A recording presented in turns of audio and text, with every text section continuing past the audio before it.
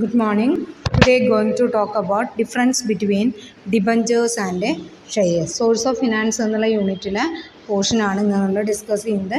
ഷെയർസും ഡിബഞ്ചേഴ്സും തമ്മിലുള്ള മെയിൻ ആയിട്ടുള്ള ഡിഫറൻസസ് എന്താണ് എന്നുള്ളതാണ്. Share is a part of capital.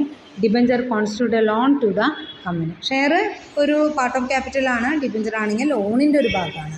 Shareholders are owners of the company, debenture holders are creditors of the company. Shareholders owners ആണ്, debenture holders creditors ആണ്. നമ്മൾ പൈസ കൊടുക്കാനുള്ള ആൾക്കാരാണ് debenture holders. A shareholder enjoys all rights of membership of the company such as right to vote etc. Debenture holders does not enjoy such rights. Shareholders members of the company ആണ്, അവർക്ക് voting right ഉണ്ട്. Debenture holders-നെ enjoy such a right. Second priority is given for payment of dividend. First priority given payment of debenture interest. Debenture interest-നാണ് first priority. ഷെയറിൻ്റെ dividend കൊടുക്കാൻ എന്ന് പറയുന്നത് second priority ആണ്. Interest ആണ് നമ്മൾ ആദ്യം കൊടുക്കുക, അതായത് ഡിബഞ്ചർ ഹോൾഡേഴ്സിനാണ് ആദ്യം കിട്ടുക. ഇനി അതുപോലെ തന്നെ first priority is given to principal payment during the winding of the company. ഡിബഞ്ചറിലാണെങ്കിൽ ആദ്യം പ്രിൻസിപ്പൽ പേയ്മെൻറ്റ് നമ്മൾ അടച്ച എമൗണ്ട് കിട്ടും. സെക്കൻഡ് പ്രിയോറിറ്റി ആണ് റീപേയ്മെൻറ്റ് ഓഫ് ഷെയറിൻ്റെ എമൗണ്ട് റീപേയ്മെൻറ്റ് ചെയ്യുന്നത് സെക്കൻഡ് പ്രിയോറിറ്റിയാണ്. Share holders do not have any charge on the asset of the company. Share ഹോൾഡേഴ്സിനെ ചാർജ് ചെയ്യില്ല, അസറ്റ് ഒന്നും ചാർജ് ചെയ്യില്ല. ഡിബഞ്ചർ ഹോൾഡേഴ്സിനെ അസറ്റ് ചാർജ് ചെയ്യാനുള്ള സാധ്യതയുണ്ട്.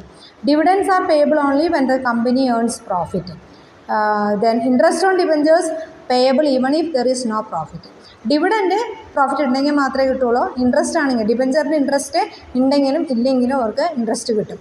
Dividends are not payable out of capital. Dividends ഒരിക്കലും ക്യാപിറ്റലിൽ നിന്ന് എടുത്ത് കൊടുക്കില്ല. Interest on debentures are payable even out of capital. നമ്മുടെ കയ്യിൽ പ്രോഫിറ്റ് ഒന്നും ഇല്ല എന്നുണ്ടെങ്കിൽ ക്യാപിറ്റലിൽ നിന്ന് എടുത്തിട്ടാണെങ്കിലും, അതായത് നമ്മൾ ആദ്യം കളക്ട് ചെയ്തിട്ടുള്ള എമൗണ്ടിൽ നിന്ന് എടുത്തിട്ടാണെങ്കിലും ഇൻട്രസ്റ്റ് നമ്മൾ അടച്ചിട്ടുണ്ടായിരിക്കണം. Rate of dividend may fluctuate from year to year according to the amount of profit earned by the company. നമുക്ക് ഡിവിഡൻറ്റിൻ്റെ റേറ്റ് എപ്പോഴും മാറിക്കൊണ്ടിരിക്കും. Debenture carry fixed rate of interest.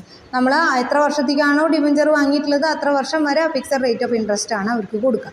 Share holders have control over the company as they having voting right in AGM. Share ഹോൾഡേഴ്സിനെ control ചെയ്യാനും പറ്റും, voting റൈറ്റും ഉണ്ട്.